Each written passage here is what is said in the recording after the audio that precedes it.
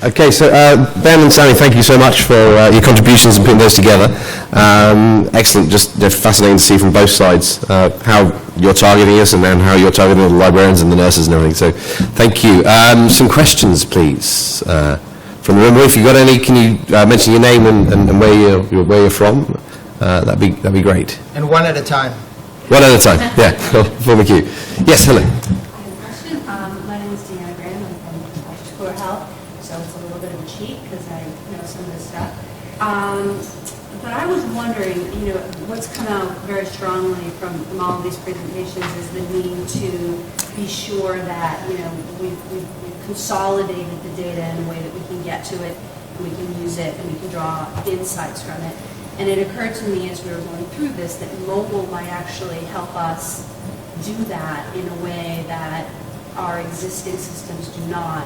And I was wondering if you could maybe, Ben and Sammy and all of you actually have some insights on this, talk a little bit about specifically how mobile is going to help publishers gather more data and how we can sort of more quickly get ahead of the ball in using this.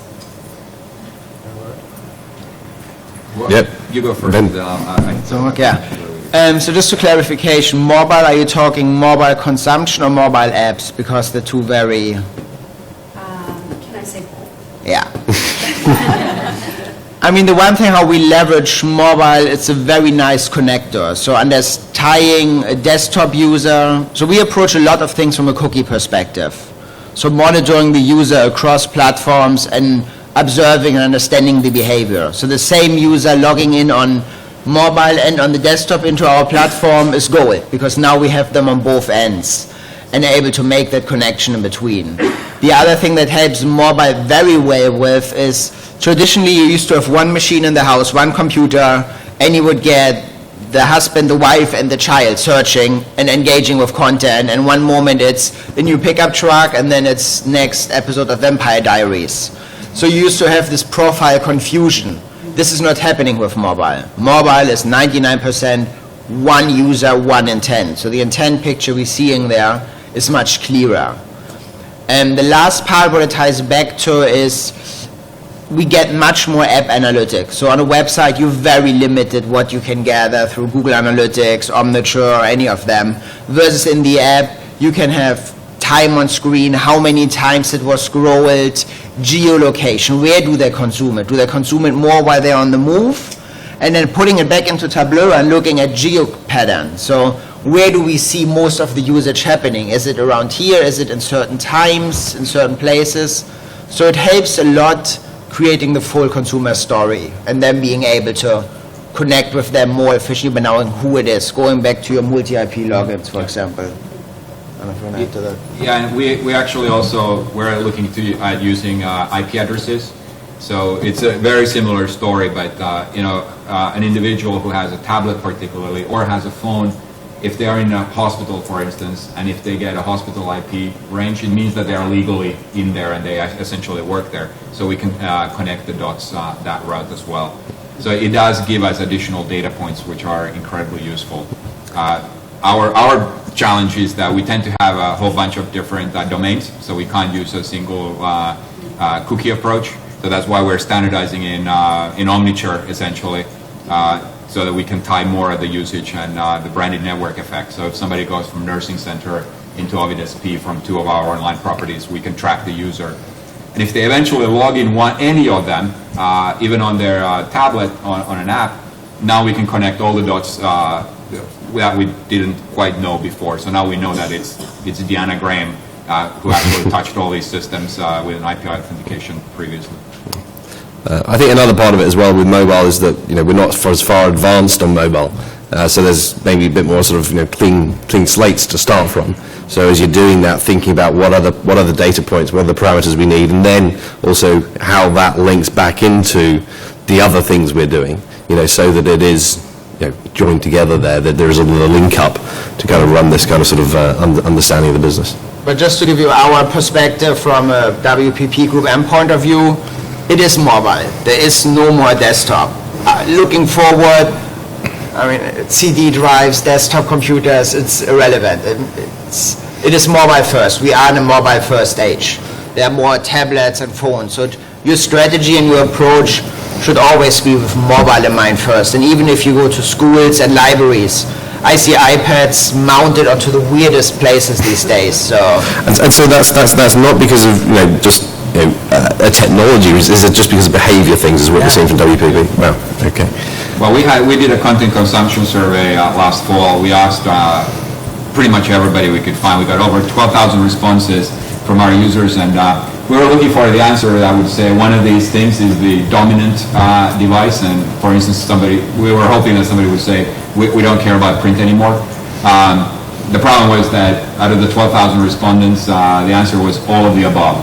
So it was like depending on the context. People like print, they like the phone, they like the little tablet, the big tablet, the desktop when they're doing intense research and writing scholarly papers and so forth. So it is still very contextual, but mobile, it's here to stay, and within the health space, it's roughly 90% of the healthcare professionals and nurses have phones, tablets, and access to computers. I'll keep topping on top, but one of the things I think you mentioned earlier is the Adobe studies or the Google studies on people not measuring correctly. Those are the same people that also sell you the solution. So it's always slightly questionable on these studies, but the one thing that is kind of no matter which platform you look at, is that people personalize. It's a very personalized experience. And when you were talking earlier about people's search behavior and recommendations, and all of this today is part of the mobile experience. People, whenever you use a device, you are logged into Google. You can't anymore use an Android phone without being logged into Google. You can't access anything. So all this collection all this data is in one place, and again tied together with this location base. So understanding now what time of day do they consume content. And this goes back to wasted email and not knowing which 50% works. The first thing we do with any new brand is we say, great, show us your consumption. When do people read your content? It is between 6 and 9. Don't do anything else outside of 6 and 9. If your people convert best on Mondays, spend all your money on Mondays, and from Tuesday to Sunday be quiet. So it's really leveraging this connective data, this connectiveness to do it efficiently and not waste the 50%. Great. Yes, there's another question. So, we are all consumers at some level, even though that's not our official role here. But I wanted to ask, is there any hope for privacy in this universe? Yes, great question. Just for those at the back who may not have heard it, it's all being targeted. The elephant in the room has appeared. Is there any hope for privacy with this all occurring? So the company line, I mean, we sit on the 4As, which is for a lot of the privacy. We have our John Montgomery, one of our lead privacy persons, just at the White House, educating the U.S. government on where we are with privacy. Being part of such a large organization, we have to abide by, we are UK-based, by the European as well as the US regulations. So we are under more scrutiny, if you're familiar with the European privacy market, than anybody else. So we do a lot about privacy and PII, and right now there's much more we can do legally, but we don't do, because we don't want to creep people out. Legally, when you walk by Starbucks, I can send you a coupon. But what about, like, on a personal basis, what are the ways for a consumer to protect themselves from being tracked everywhere? If that's your choice. I mean, he's a friend. I'm sorry, he's a friend. On the web particularly, one of the main things that came out, they did the cookie directive in Europe, and that thing was to say actually that every site that's got cookies, there should be an alert saying whether or not you got those cookies. You can link to say you want to opt out on it, and so the legislation is pushing it to say to people, understand this more, and really it's taking away those items that are tracking you. Never log in, never subscribe to anything. Well, but that's Get rid of all cookies. I'm saying it's not very practical, nonetheless. Well, it's the value exchange. It's what are you willing to offer up? Facebook has built it on this. They've built a convenient program for you to share what you're doing, your photos and everything else, and they then say they can share that data. Yeah, then I think you raised, I think it gets to sort of a central thing that I thought from your presentation was that there is this sort of digital-born native divide where a lot of, younger generation people are welcoming the convenience and the value that being tracked. But personally, I like getting ads that are relevant to me, as opposed to ads that are not. But that's my, optimistic choice. Exactly. Yep. Exactly. It is definitely an issue of choice, but it's a complicated question. I mean, the three things quick that always come up in these discussions. The first one is, we own an ad company that does ad serving. That means we have 100% visibility into the US population. The percentage of people choosing to block cookies, it's so small, it's much more smaller than the people that complain about it. I think what we as an industry need to do is we need to raise more awareness on what it actually means. So while the cookie messages are very nice, anything you do on Facebook is public. If anybody checks in on a vacation place, I know where you live. Now you're not at home anymore. So raising the awareness is where we need to get better and saying, if you do this, here's what it actually means from a privacy perspective. But let me tell you, without tracking and cookies enabled, the internet is useless. You go to a news site, it has global news. You type in Google pizza, it shows you pizza places in Kentucky. So you need it in order to be relevant. Yeah, I mean, Andrew from Emerald Group Publishing, it's very similar to the license agreement, where people just automatically tick the text box.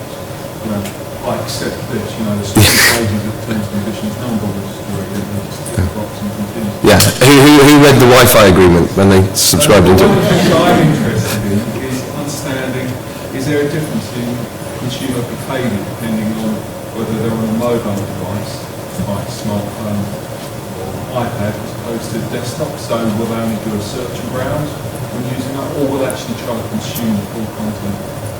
Yeah, we actually see quite a lot. So we've, for our individuals, our journal sites are mobile optimized.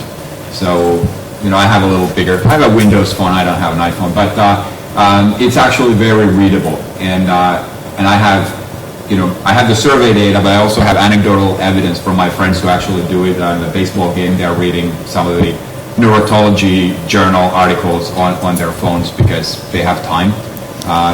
When we did the surveys, we realized that people they're actually reading much more journals than they used to read before. So it's more like tripled in the last 3-4 years. But they're not reading entire journals. They're not going cover to cover. They're picking the articles and they're going kind of horizontally. Before it was very disciplined and vertical. Yeah. I've seen some research on that side as well, where particularly on mobile, actually, the users are more jumpy from one article or from content to another. They don't follow so much of the linear process as you might do on a computer.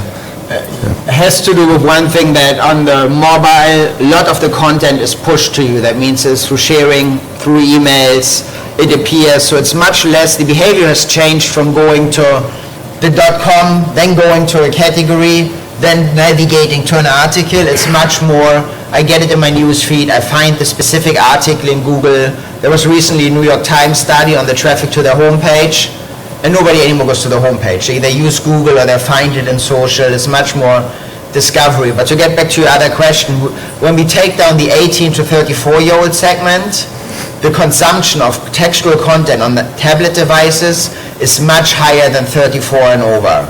So it is really, it's natural. I mean, for me even, it's reading, I like reading like this. I don't want to scroll on my mouse and on my computer.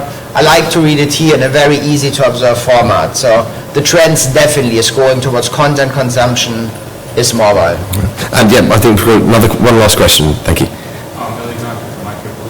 briefly touched on using data to help make readers or authors more productive and increasing their ability to innovate.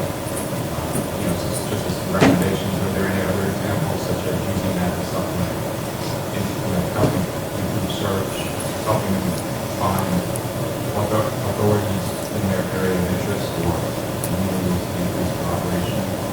Yeah, absolutely. So it's very common, particularly in your space, and we look at, and in others like sort of retail.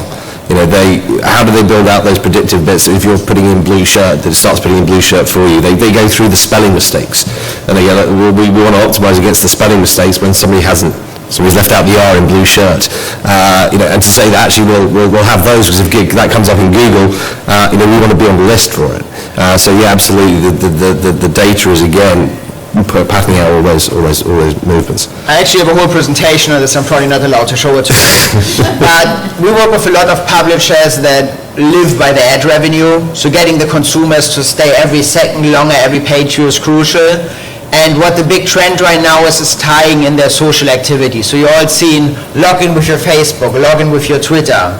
What that gives us, the moment you do this, we now know what are you talking about on Twitter today and what content is actually relevant today. If you right now talking on Twitter about buying a car and you're logging into one of our sites we work with, they're going to surface car-related articles. So it goes back to looking at the other channels, what is relevant to you. And then again, you always see these things, 25 of your friends also read this from Facebook or something. Again, bringing that personal relevance to you. Like my wife is a big horse person. Everywhere I go now, I see horses. There's a translation error there. I see horse-related and animal-related content because it's relevant to me. It is in my social network. People I care about it. So we're always trying to tie in the social, authentic passion that keeps people engaged. So we use leveraging that data a lot. Yeah. The other part about the actually tracking people is, I think it was in the show Dr. House or something, is they were always used to say people lie.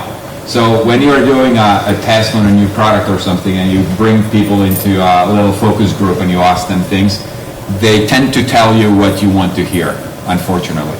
So there's nothing, when you're building a new product, there's nothing like just putting it out there and watching how people actually use it, and then figure out whether it's the right thing or not, and then go tweak again.